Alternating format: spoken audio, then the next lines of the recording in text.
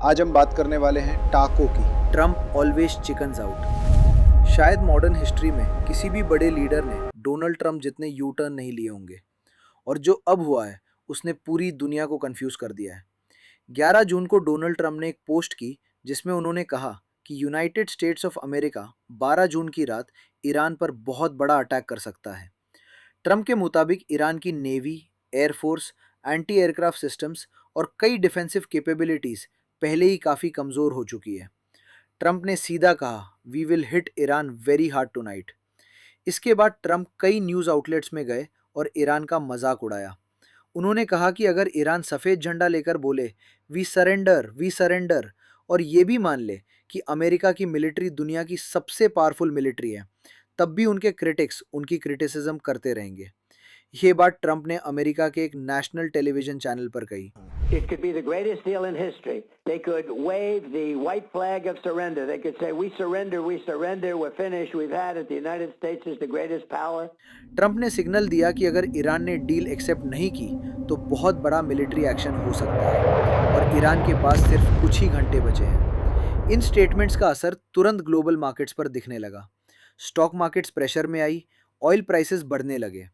Trump ने यहां तक कहा कि फ्यूचर में अमेरिका ईरान के खर्ग आइलैंड और ईरान के ऑयल गैस सेक्टर पर कंप्लीट कंट्रोल हासिल कर सकता है। इस बार वार्मिंग पहले से काफ़ी ज़्यादा डिटेल लग रही थी और ऑनेस्टली लग रहा था कि शायद कोई बड़ा मिलिट्री एक्शन सच में होने वाला है। लेकिन फिर सिर्फ कुछ घंटे बाद सब कुछ बदल गया। जब भारत में रात थी, ट्रंप की एक नई पोस्ट सामने आई और उन्होंने कहा कि अटैक प्लान रोक दिया गया है। कुछ ही घंटों पहले जो अटैक लगभग तय माना जा रहा था, अब वो होल्ड पर था। इसके बाद ट्रंप ने क्लेम किया कि इस्लामिक रिपब्लिक ऑफ ईरान के साथ डिस्कशंस हुई है और डील के कई इंपॉर्टेंट पॉइंट्स पर अग्रीमेंट बन चुका है।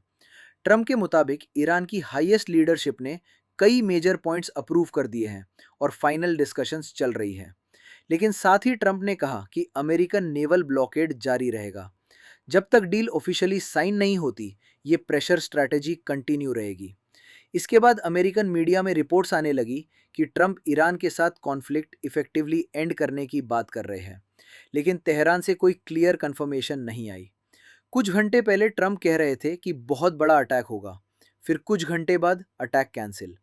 अमेरिकन मीडिया की कई रिपोर्ट्स में हाईलाइट किया गया कि वॉशिंगटन और तेहरान के मैसेजेस मैच नहीं कर रहे। इसी वजह से दुनिया क्लैरिटी चाहती है। कई एनालिस्ट इस पैटर्न को टाको बोलते हैं, ट्रंप ऑलवेज चिकन्स आउट। पहले ये एक पॉलिटिकल जोक था, लेकिन अब सवाल ज़्यादा सीरियस हो गया है, क्योंकि ग्राउंड पर मिलिट्री एक्शंस अब भी चल रहे हैं। ऑयल टैंकर्स पर अटैक्स और हेलफायर मिसाइल्स के इस्तेमाल की बातें सामने आती रही हैं। तो सवाल उठता है, अमेरिका की लॉन्ग टर्म स्ट्रैटेजी आखिर क्या है? अगर सीज फायर चाहिए तो परमानेंट सीज फायर क्यों नहीं? अगर पीस डील इतनी क्लोज है तो अटैक्स और ब्लॉकेड क्यों कंटिन्यू है? और इसी के साथ एक बड़ा सवाल यूनाइटेड नेशंस को लेकर भी उठता है। 100 डेज से ज़्यादा हो चुके हैं, कॉन्फ्लिक्ट अब तक खत्म नहीं हुई, लेकिन यूएन का रोल लगभग गायब सा नज़र आता है। UN security council firm action क्यों नहीं ले पा रहा, खास तौर पर उन इंसिडेंट्स को लेकर जहां इंडियन सेलर्स की मौत की रिपोर्ट सामने आई। जब यूएन स्पोक्सपर्सन से सवाल पूछा गया तो उन्होंने रिपोर्ट्स की जानकारी होने और सेवेल्स की डेथ पर कंसर्न एक्सप्रेस करने की बात कही, लेकिन अमेरिका का नाम लेकर कोई डायरेक्ट एलिगेशन नहीं लगाया गया और ना ही किसी मेजर एक्शन की बात हुई। यहाँ आप वो क्लिप देख सकते हैं। Some ships have been able to get through. We also know that there's been some ships that have been hit, notably the Cittabello tanker that was hit, and a number of Indian seafarers were killed, and that is an attack that was clearly condemned by the Secretary General of the International Maritime Organization, and we fully support and second that language. कई observers इस situation को एक line में explain करते हैं, might is right. फिलहाल Trump का कहना है कि बहुत जल्द यूरोप में एक पीस डील साइन हो सकती है। पहले रिपोर्ट्स थी कि डील पाकिस्तान में साइन हो सकती है। अब ट्रंप कह रहे हैं कि साइनिंग यूरोप में हो सकती है। इसी दौरान ट्रंप ने पाकिस्तान और आसिम मुनीर का भी मेंशन किया। उन्होंने आसिम मुनीर की तारीफ करते हुए कहा कि वो इतने इम्पोर्टेंट है कि उन्हें फील्ड मार्शल कहा जाता है। ट्रंप ने पाकिस्तान के बारे में भी पॉजिटिव कमेंट्स दिए। We just made a great settlement of the war with Iran, and we're going to be subject to finalization of documents, which should get done over the next few days. We'll probably have a signing maybe in Europe, and it's a great thing. Stock market's up 1,000 points. That means they like the deal. See, that means they like. If the market goes down, that means they don't like the deal. Pakistan was fantastic. The Prime Minister and I call him the general. He's a general. He's a great general. He's so great that he's actually a field marshal, a step above. And they're all very happy. The whole Middle East is happy.